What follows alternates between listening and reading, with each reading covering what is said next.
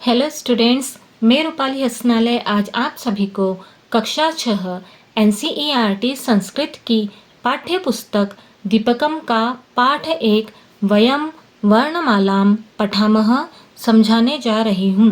तो आइए पाठ 1 का हिंदी अनुवाद के साथ अध्ययन करते हैं।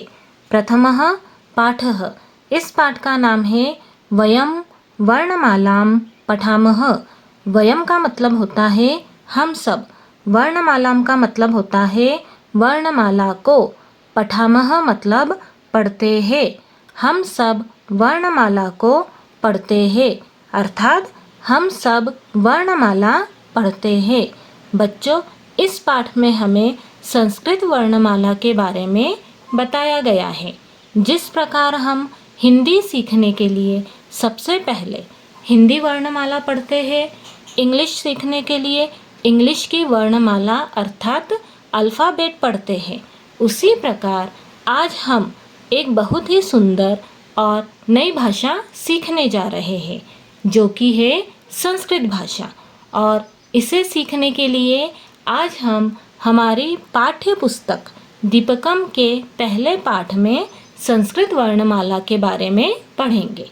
तो आइए सबसे पहले हम ये समझते हैं कि वर्ण किसे कहते हैं। ध्यान से सुनिए, हम जो भी बोलते हैं हमारे मुख से, मुख का मतलब होता है मुंह, हमारे मुख से निकलने वाली सबसे छोटी ध्वनि, ध्वनि का मतलब होता है आवाज़, के लिखित रूप को ही वर्ण कहते हैं। इसे ध्वनि चिन्ह या अक्षर भी कहते हैं। इसकी परिभाषा इस प्रकार है, भाषा की वह सबसे छोटी ध्वनि जिसके टुकड़े नहीं किए जा सकते हैं उसे वर्ण या अक्षर कहते हैं। ठीक, आया आप सभी को समझ में? अब हम वर्णमाला के बारे में जानते हैं। जैसे मोतियों को एक के बाद एक सही तरीके से पिरोने पर सुंदर माला बनती है, वैसे ही वर्णों को सही क्रम में लगाने पर वर्णमाला बनती है। इसकी परिभाषा इस प्रकार है, वर्णों के व्यवस्थित और क्रमबद्ध समूह को वर्णमाला कहते हैं। अब हमें दिया गया है वर्णाः द्विविधाः भवन्ति। वर्णाः का मतलब होता है वर्ण, द्विविधाः का मतलब होता है दो प्रकार के, भवन्ति मतलब होते हैं। वर्ण दो प्रकार के होते हैं, स्वराः व्यंजनानि च। स्वराः मतलब स्वर, व्यंजनानि मतलब व्यंजन, च मतलब और, स्वर और व्यंजन।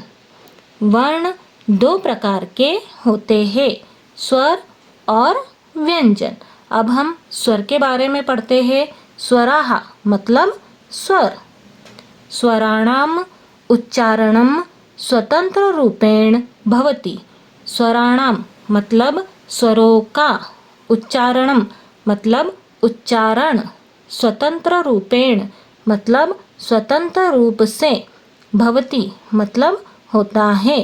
स्वरों का उच्चारण स्वतंत्र रूप से होता है, मतलब इनका उच्चारण करने के लिए किसी अन्य अक्षर अर्थात वर्ण की सहायता नहीं लेनी पड़ती है। ठीक है, स्वराः द्विविधाः सन्ति। स्वराः मतलब स्वर, द्विविधाः मतलब दो प्रकार के, सन्ति मतलब है, स्वर दो प्रकार के हैं। समानाक्षराणि संध्यक्षराणि च। समानाक्षराणि मतलब समान अक्षर, संध्यक्षराणि मतलब संध्याक्षर, च मतलब और, समान अक्षर और संध्याक्षर।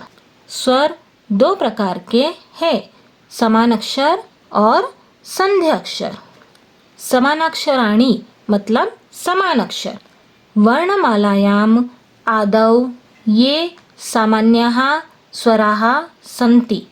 वर्णमालायाम मतलब वर्णमाला के, आदौ मतलब प्रारंभ में, ये मतलब जो, सामान्याः स्वराः मतलब सामान्य स्वर, सन्ति मतलब है, ते समानाक्षर स्वराः भवन्ति। ते का मतलब होता है वे, समान अक्षर स्वराहा मतलब समान अक्षर स्वर, भवंती मतलब होते हैं।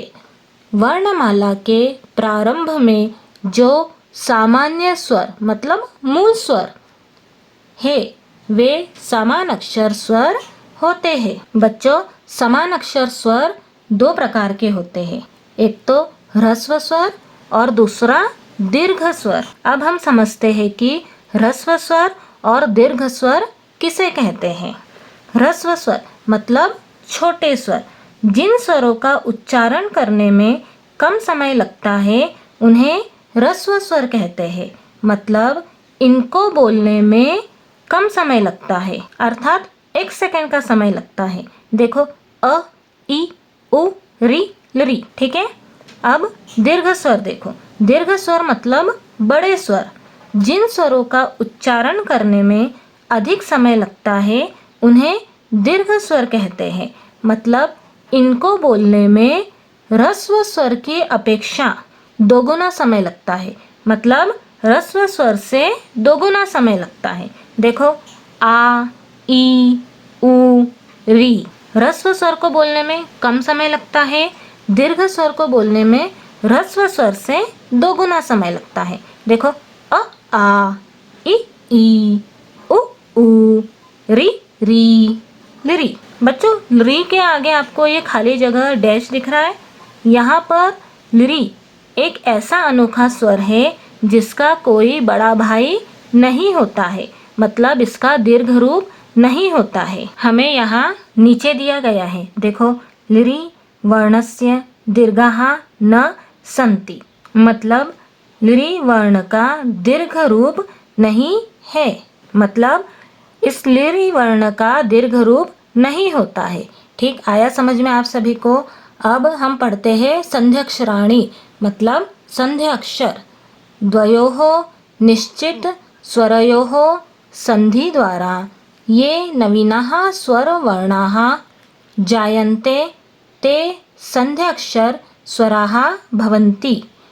द्वयोः मतलब दो, निश्चित स्वरयोः मतलब निश्चित स्वरों की, संधि द्वारा मतलब संधि के द्वारा अर्थात मेल के द्वारा, ये मतलब जो, नवीनाः स्वर वर्णाः जायन्ते, नवीनाः मतलब नए, स्वर वर्णाः मतलब स्वर वर्ण, जायन्ते मतलब बनते हैं, ते मतलब वे, संध्य अक्षर स्वराः मतलब संध्य अक्षर स्वर, भवन्ति मतलब होते हैं। दो निश्चित स्वरों की संधि के द्वारा मतलब मेल के द्वारा जो नए स्वर वर्ण बनते हैं वे संध्य अक्षर स्वर होते हैं।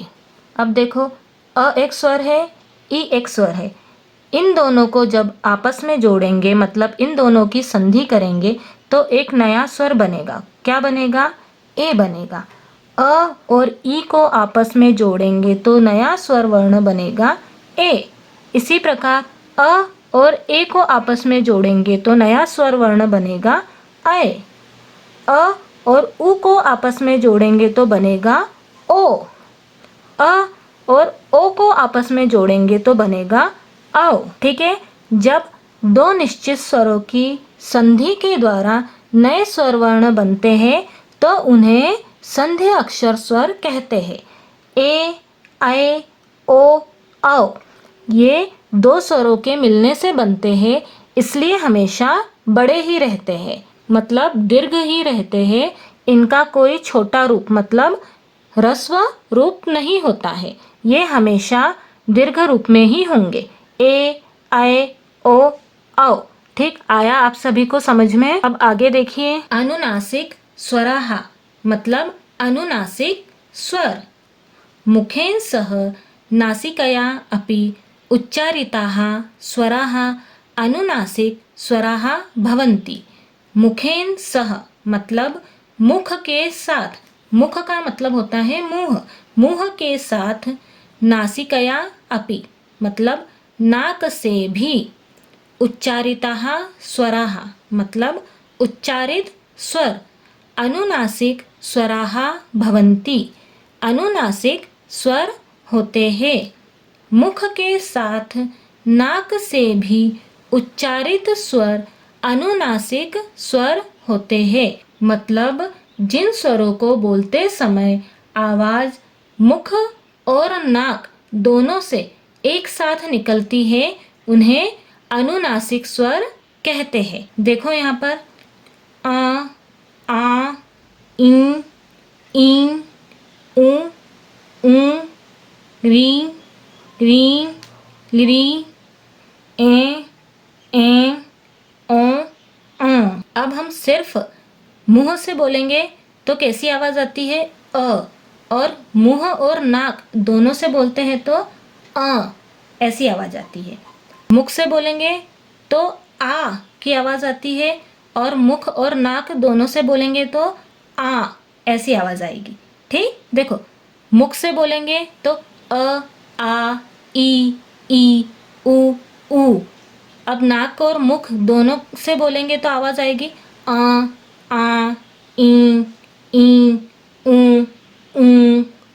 ठीक, आया समझ में आप सभी को अनुनासिक स्वर किसे कहते हैं? अब हम पढ़ते हैं व्यंजनानि, मतलब व्यंजन।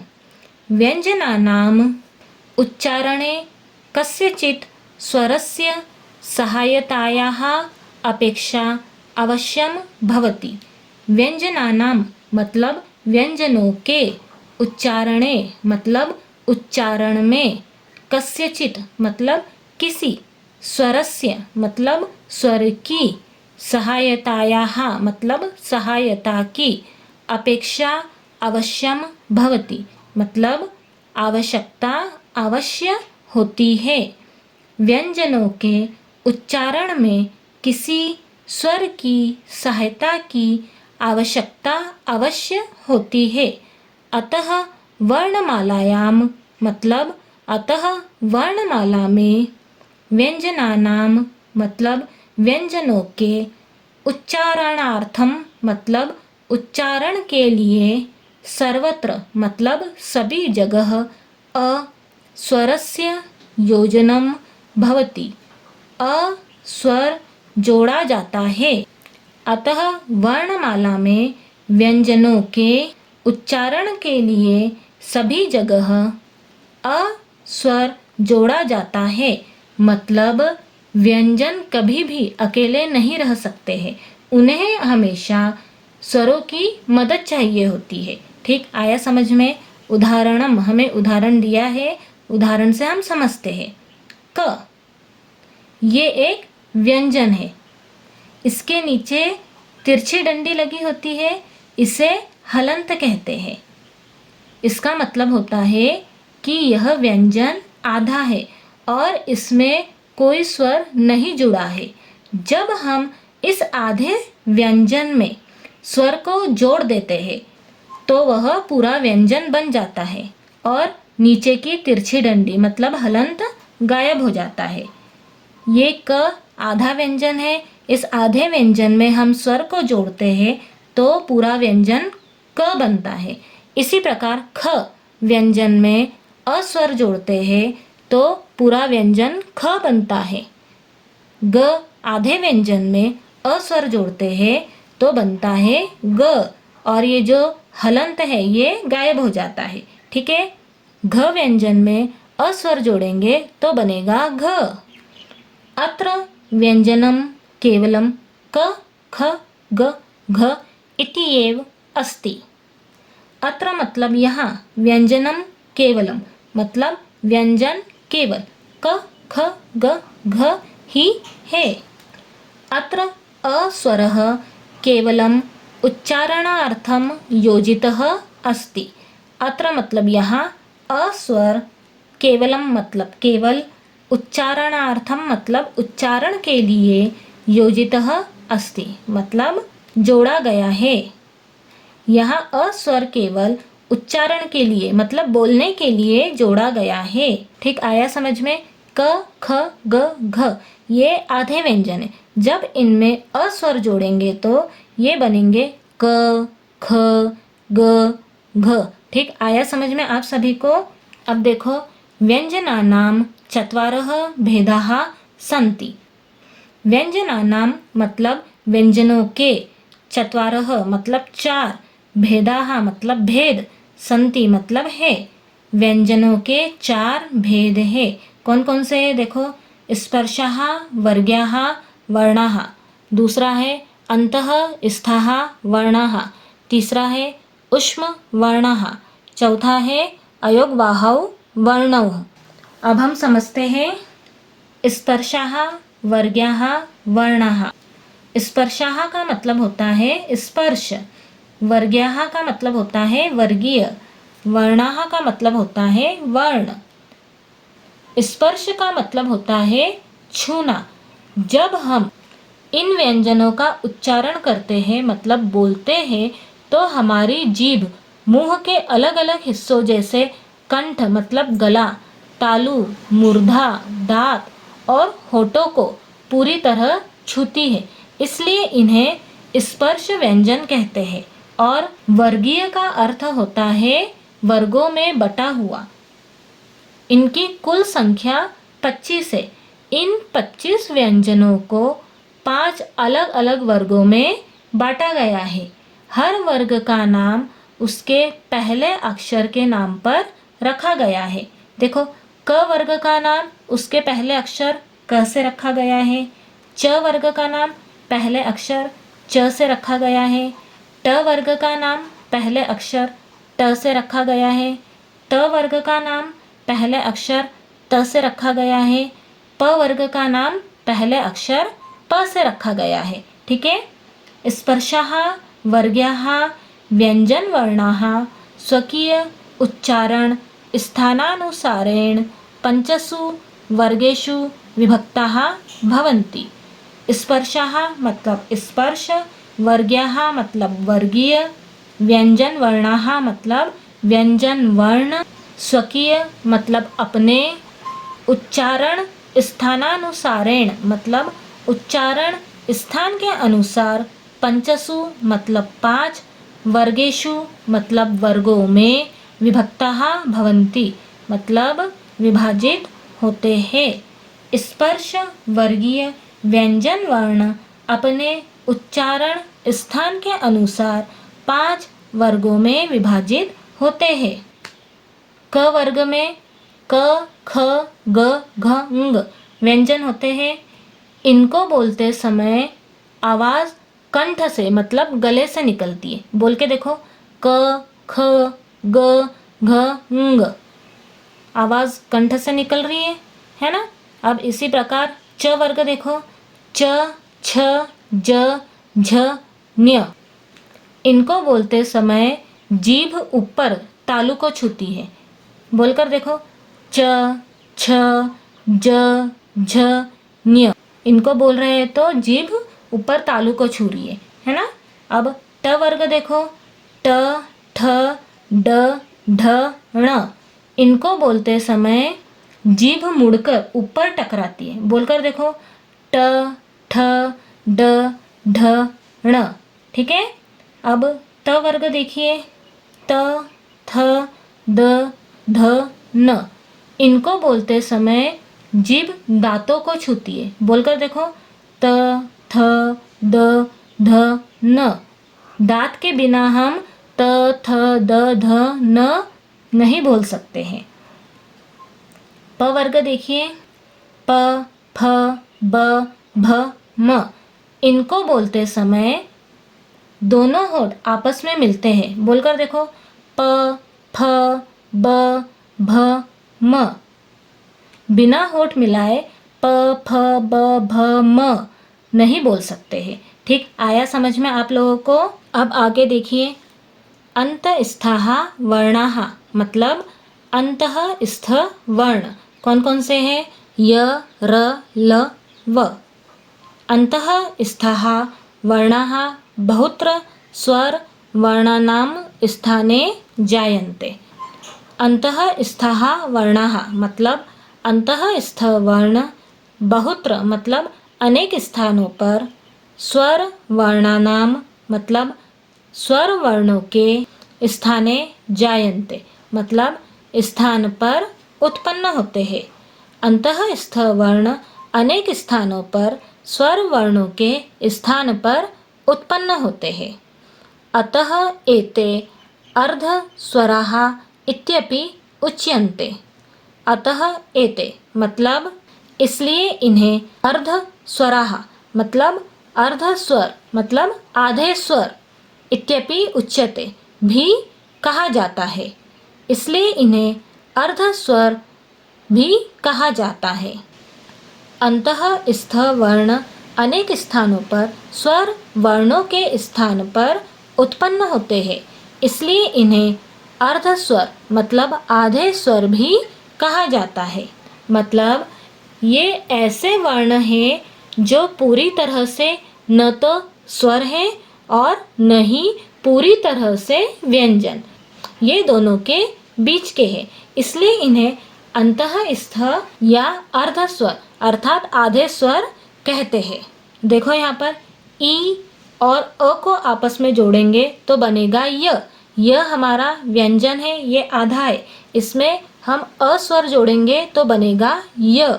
इसी प्रकार री में अ जोड़ेंगे तो बनेगा र हमारा आधा है, इसमें यदि हम अ स्वर जोड़ेंगे तो बनेगा र। ली में अ स्वर जोड़ेंगे तो बनेगा ल, ये हमारा आधा है, इसमें अ स्वर जोड़ेंगे तो बनेगा ल। उ में हम अ जोड़ेंगे तो बनेगा व, ये हमारा आधा है, आधा व्यंजन है, इसमें अ स्वर जोड़ेंगे तो बनेगा व। हम उदाहरण से समझते हैं, हमें यथा दिया गया है। यदि धन अपि को आपस में जोड़ेंगे तो बनेगा यद्यपि। यदि का ई और अपि का अ आपस में जोड़ेंगे तो बनेगा य। पितृ धन आज्ञा, इनको आपस में जोड़ेंगे तो बनेगा पित्राज्ञा। पितृ का री और आज्ञा का आ आपस में जोड़ेंगे तो बनेगा र। लिरी धन आकृति ही को आपस में जोड़ेंगे तो बनेगा लाकृति ही। लिरी का री और आकृति का आ आपस में जोड़ेंगे तो बनेगा ला। सु धन आगतम को आपस में जोड़ेंगे तो बनेगा स्वागतम। सु का उ और आगतम का आ आपस में जोड़ेंगे तो बनेगा वा। ठीक, आया समझ में आप सभी को? य र ल व ये हमारे अंतःस्थ वर्ण है। ठीक है, अब देखो उष्म वर्णाः मतलब उष्म वर्ण कौन कौन से हैं? श स स ह। उष्मणाम व्यंजन वर्णानाम उच्चारण समये मुखात् उष्णः वायुः निस्सरति। उष्मणाम मतलब उष्म, व्यंजन वर्णानाम मतलब व्यंजन वर्णों के, उच्चारण समय मतलब उच्चारण के समय, मुखात मतलब मुख से, उष्ण मतलब गर्म, वायु मतलब वायु, निस्सरति मतलब निकलती है। उष्म व्यंजन वर्णों के उच्चारण के समय मुख से उष्ण वायु मतलब गर्म हवा, निस्सरती मतलब निकलती है, गर्म हवा बाहर निकलती है। देखो बोलकर देखो, श स स ह। जब हम इन वर्णों का उच्चारण करते हैं तब हमारे मुंह से गर्म हवा निकलती है। ठीक, आया समझ में आप सभी को? अब देखो अयोगवाह वर्णौ, इसका मतलब होता है अयोगवाह वर्ण कौन कौन से हैं? अम अह। ठीक है, अयोगवाहः विशिष्टः व्यंजन वर्णः अस्ति। अयोगवाहः मतलब अयोगवाह, विशिष्टः मतलब विशिष्ट, व्यंजन वर्ण अस्ति मतलब व्यंजन वर्ण है। अयोगवाह विशिष्ट व्यंजन वर्ण है। अत्र उच्चारणार्थम अ स्वरस्य संयोजनं पूर्वं भवति, न तु पश्चात्। अत्र मतलब यहाँ, उच्चारणार्थम मतलब उच्चारण के लिए, अ स्वरस्य मतलब अ स्वर का, संयोजनम मतलब संयोजन मतलब मेल, पूर्वम भवति मतलब पहले होता है, न तो पश्चात मतलब बाद में नहीं। यहाँ उच्चारण के लिए अ स्वर का संयोजन पहले होता है, बाद में नहीं। अयोगवाह विशिष्ट व्यंजन वर्ण है। यहाँ उच्चारण के लिए अ स्वर का संयोजन पहले होता है, बाद में नहीं। अत्र द्वौ अयोगवाहौ स्तः, मतलब यहाँ दो अयोगवाह है। कौन कौन से है? अनुस्वार और विसर्ग। कैसे बना? अ और बिंदी मिलकर, ये इस बिंदी को हम अनुस्वार कहते हैं। ठीक है। इसी प्रकार अह कैसे मिलकर बना? अ और ये जो दो बिंदी है, इन दो बिंदु को हम बोलते हैं विसर्ग। इसका उच्चारण ह की तरह होता है। ठीक है। अह, ठीक आया समझ में? अत्रापि अनुस्वारः केवलम, ये जो बिंदी है इसको हम क्या कहते हैं? अनुस्वार कहते हैं। अत्रापि मतलब यहाँ भी अनुस्वार केवल, ये जो बिंदी है। ठीक। तथा विसर्गः केवलम, ये जो दो बिंदी है ये क्या है? हमारा विसर्ग है। इत्येव अस्ति, तथा विसर्ग केवल, ये जो बिंदी ही है इसको हम क्या कहते हैं? विसर्ग कहते हैं। इसका उच्चारण ह की तरह होता है। ठीक आया समझ में आप सभी को? ये एक बिंदी को हम अनुस्वार कहते हैं, दो बिंदी को हम विसर्ग कहते हैं, और इन दो बिंदी का उच्चारण हम ह की तरह करते हैं। ठीक है।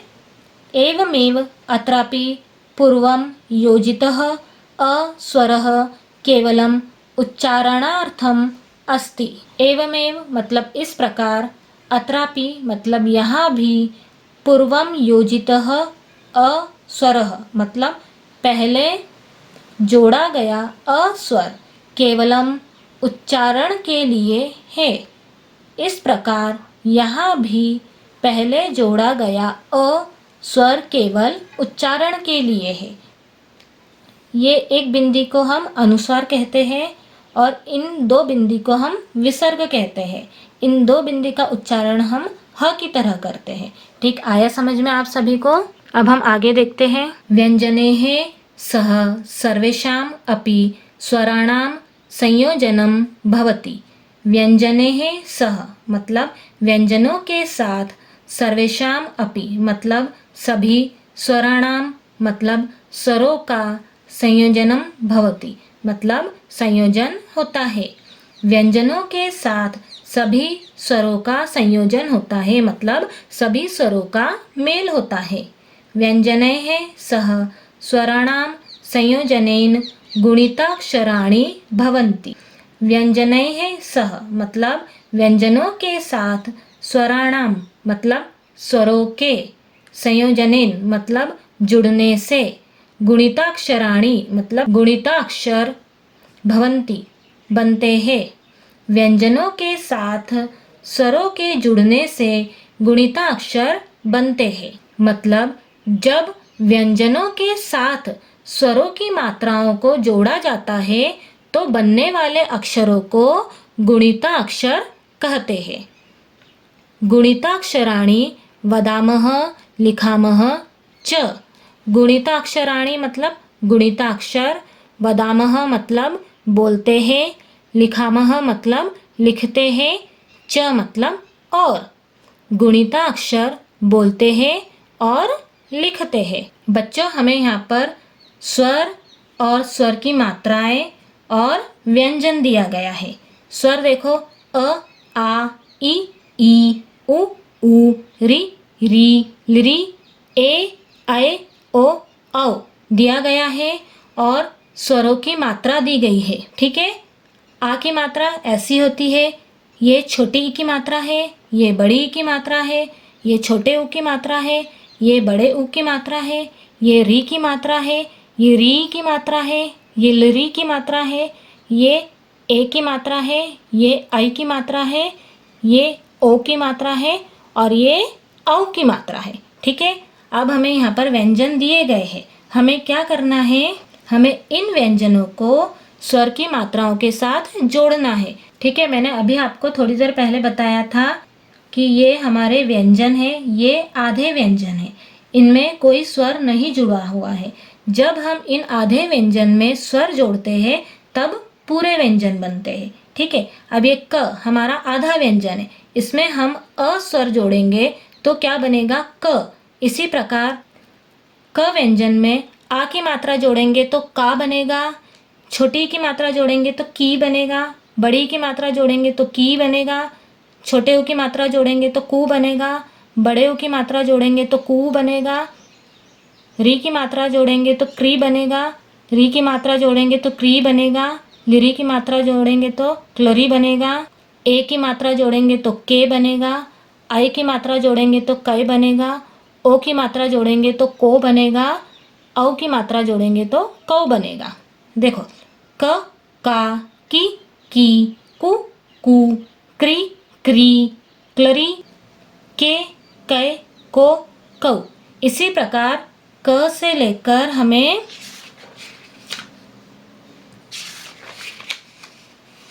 ह तक जोड़ना है।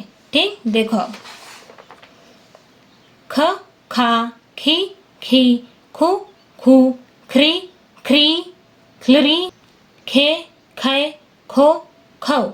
हमें इन व्यंजनों के साथ स्वर की मात्राएं जोड़नी है। ठीक है, ग गा गी गी गु गू ग्री ग्री ग्लरी गे गए गो गौ। घ घा घी घी घू घू घ्री घ्री घ्लरी घे घै घो घौ। इंग इंगा इंगी इंगी इंगू इंगू इंग्री इंग्री इंग्रली इंगे इंगै इंगो इंगौ।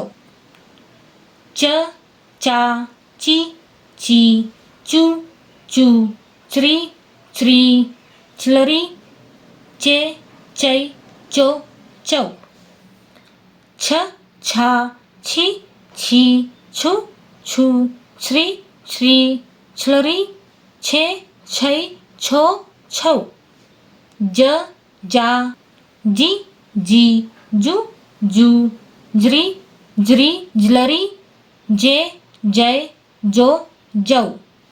झ झा झी झी झू झू झ्री झ्री झ्लरी झे झै झो झौ। न्य न्या नी नी नू नू नृ नृ नरी ने नै नो नौ। ठीक, आया समझ में। इसी प्रकार ट टा टी टी टू टू ट्री ट्री ट्लरी टे टै टो टौ।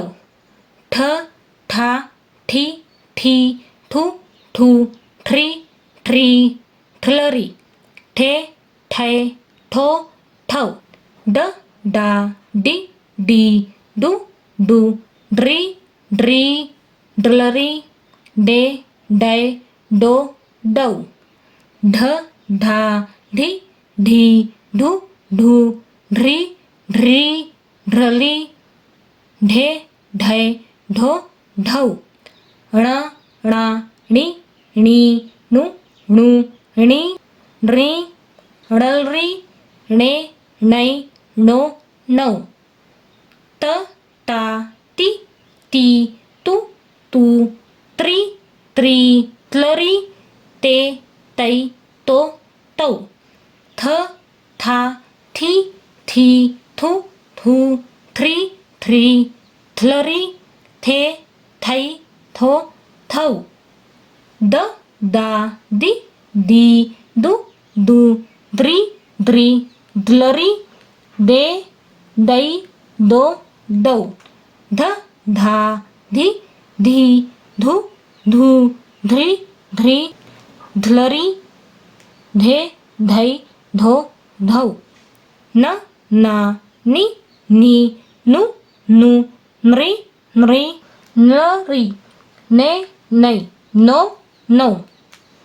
प पा पी पी पू पू प्री प्री प्लरी पे पै पो पौ। फ फा फी फी फू फू फ्री फ्री फ्लरी फे फै फो फौ, ब बा बी बी, बु बू, ब्री ब्री ब्लरी, बे बै बो बौ, भ भा भी भी, भू भू, भ्री भ्री भ्लरी, भे भय भो भौ, म मा मी मी, मु मू, म्री म्री म्लरी, मे मै मो मौ। ठीक है। य या यी यी, यू यू, री यिड़ी यलरी, ये यै यो यौ, र रा री री, रु रू, री री, रिलरी, रे रै रो रौ, ल ला ली ली, लु लू, लरी लरी ललरी, ले लै लो लौ, व वा वी वी, वु वू, व्री व्री व्लरी, वे वै वो वौ, श शा शि शी, शु शू, श्री श्री श्रुलरी, शे शय शो शौ, स सा सी सी, सु सु, श्री श्री श्लरी, शे शै शो शौ, स सा सी सी, सु सु, श्री श्री श्रुरी, से सै सो सौ, ह हा ही ही, हु हू, ह्री ह्री हलरी, हे है हो हौ। अब हमें यहाँ पर अनुस्वार और विसर्ग दिया गया है। अनुस्वार देखिए, आम इम इम, उम रिम रिम लिरिम, एम ऐम ओम औम। अब विसर्ग देखिए, अह आहा इहि इहि, उहु उहु, रिहि रिहि लिरिहि, एहे आयहे ओहो औहो। अयोगवाहनम अभ्यासम कुर्मः, मतलब अयोगवाहों का अभ्यास करते हैं। क हमारा व्यंजन है, इसमें स्वर जोड़ेंगे और अनुस्वार जोड़ेंगे तो बनेगा कम, काम, किम, किम, कुम, कुम, क्रीम, क्रीम, क्लरिम, कैम, कैम, कोम, कौम। ख स्वर में विसर्ग जोड़ेंगे तो देखो खह, खहा, खिही, हिही, खुहु, खुहु, ख्रीही, ख्रीही, क्लरिही, खेहे, खैहे, खौहो, खौहो। ठीक, आया समझ में आप सभी को? इस प्रकार हमारा पाठ 1 हम सब वर्णमाला पढ़ते हैं हिंदी अनुवाद के साथ समाप्त होता है। Thank you.